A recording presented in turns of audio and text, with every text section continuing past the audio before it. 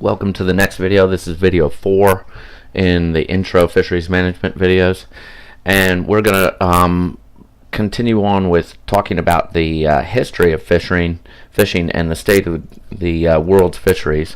And so we're going to look at essentially what's always happened so far, described by Graham's law. Graham published a paper, and it was a synthesis of fisheries histories, and essentially the pattern has been very similar in many fisheries around the world. So what's always happened so far is that you start with a virgin fishery. This will be a nearly untouched or completely untouched fishery. You could imagine something like blue-eyed triple fins. Now there's no fishery for blue-eyed triple fins, but perhaps they become the newest, greatest craze in China or India or the United States or someplace where they're well sought after for aquarium fish. And so there's a massive demand for these things, and so people go out and start fishing for them. But it's an untouched population, and that's what we call a virgin fishery, essentially not impacted by fisheries whatsoever. So then a boat will go out and produce a catch, okay, and other boats will enter the fishery and the catch goes up. So this guy goes out and he's doing well. There are lots of blue-eyed triple fins or cod or lobsters or crabs or whatever it might be, and he's doing very well. And so he gets a new truck and a flat screen TV, and his neighbors say, "Oh, he's doing all right. What do you? Maybe I could do that as well." And so they buy boats and they enter the fishery, and the catch starts going up because there are more boats, there's more effort. But then eventually, once enough boats come in, the catch per boat starts going down. They start competing with each other. There are less fish around, so they're still catching, but they're not catching as much per boat or per trip. And then some boats will, so let's say that they're going out on a daily basis and they catch 500 blue-eyed triple fins, but then enough boats enter the fishery and they're only starting to catch 300 blue-eyed triple fin, but they need to catch 500 to make their costs. So what they do is they keep going. They'll go out when the weather's bad, or they'll go out and instead of fishing from 9 o'clock in the morning till noon, they'll fish from 9 o'clock until 5 o'clock at night. So they increase their fishing effort and maintain their catch. And then at some point, no matter how much effort you keep putting in, the catch keeps declining. It goes down. Even if you fish all day long, you're still not quite catching that 500 triple fin per day. And then eventually, because you've impacted the spawning stock or the spawning rates, because you've caught so many of the parents and there are no new ones coming in, or else you've just physically caught everything else in that area, the catch rates will decline drastically, and then eventually the fishers will call for government assistance because they've failed, their fishery is failing and their incomes have disappeared. So we're going to look at this in more of a pictorial way, and this will be a very familiar graph by the time you're finished with fisheries management. And really, anytime you look at a fisheries management, you'll see a fisheries management papers. If you look at fisheries management theory, you're going to see these catch versus effort graphs.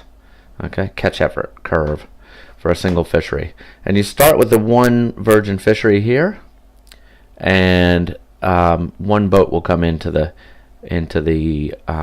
fishery and they'll produce a catch. Here's the catch in weight. Here's the effort number of vessel. That's 1. Okay, and more boats come in.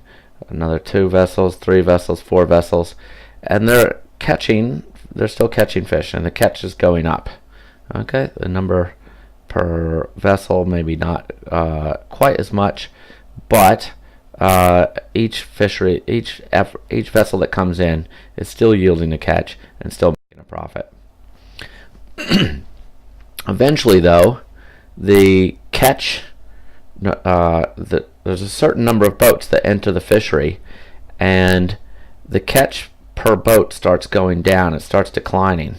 So your catch isn't really going up, even though more effort is going in. Okay, that's your yield. And then boats may start increasing their effort, their fishing effort. Okay, this is assuming that we've labeled this axis, this effort axis, in number of vessels, and I haven't put the units up here. So you could think of it as one boat, 2 boats, 3 boats, 4 boats, 5 boats, 6 boats, 7 boats, 8 boats, etc., etc. But if these boats, if there are 3 boats and they start, like, say, hiring 2 crews and fishing twice as much, it's the same as 6 boats. Okay, so the effort, as the effort goes up, you reach a catch at which point there's no more yield. There's no more yield for more effort. Once you put in more effort, the yield isn't going to go up.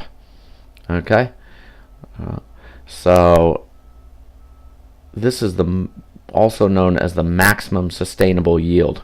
Okay, so this, you have to assume that time is irrelevant for this simple curve. Okay, so this is one boat fishing for 10 years or 15 years, and the catch stays the same and the effort stays the same. You have to assume that this has reached an equilibrium, so that this level stays the same for many years. Okay, so if there are 1, 2, 3, 4, let's say this is 5 boats, they will catch this amount of fish, and that catch isn't going to go up if you add another vessel. Okay, and the reason for that is often in this early stage where people are making money, the government will offer low interest loans, they will subsidize the building of fishing boats, and they will try to get people to come into the fishery, and even sometimes up to this point, they're actually trying to get more people to come into the fishery, and it's making it artificially easy for them to get in. And then, so once they're into the fishery, they're locked into this, needing this to pay for their mortgages and whatever else they feed their families, have an income. They're sort of locked in, and even if the catch starts decreasing, then the effort, it's very, very hard to remove boats from the fishery. So that's the final